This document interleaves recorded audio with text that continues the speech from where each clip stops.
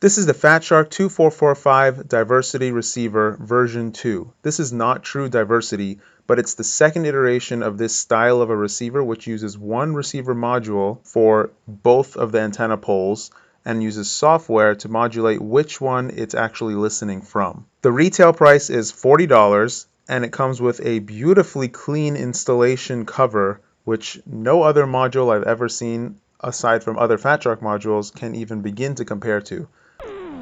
I'm going to be comparing this module to the FuriousD Diversity Module. This is a true diversity module that has two separate receiver units inside of it. Here's one of my typical spots. You can see me diving down behind this tree and you'll see some breakup. Something interesting is that the goggles actually dim when this breakup happens, whereas the DVR seems to record it completely clearly. Some little oddity about this receiver module makes the screen dim for some reason. Now I'm flying at the same location, standing in the exact same spot, looking in the exact same direction, and I'm trying to keep my head at the same exact level to try to not introduce any confounds into the system. You can see that there is still breakup behind the same tree, so nothing new there, but the breakup quality is different. The characteristics of how it kind of attenuates the signal is a little bit different compared to the FuriousD module, and actually a little different compared to other modules too.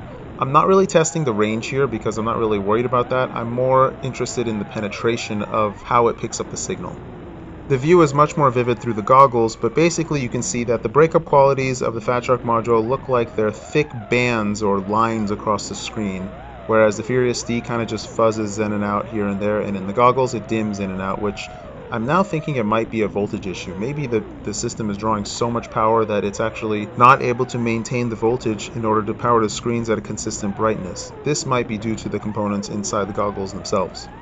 I also don't know if these thick bands are an indication of the Fatshark module switching between the two poles, but regardless, it doesn't really affect how I fly. It actually may be even better because I still have a very clear, bright, vivid picture the whole time. Here they are side by side, and you can really draw your own conclusions. One thing I can say for sure is that the Fatshark module doesn't get nearly as warm as the FuriousD module because it only has one receiver module inside of it.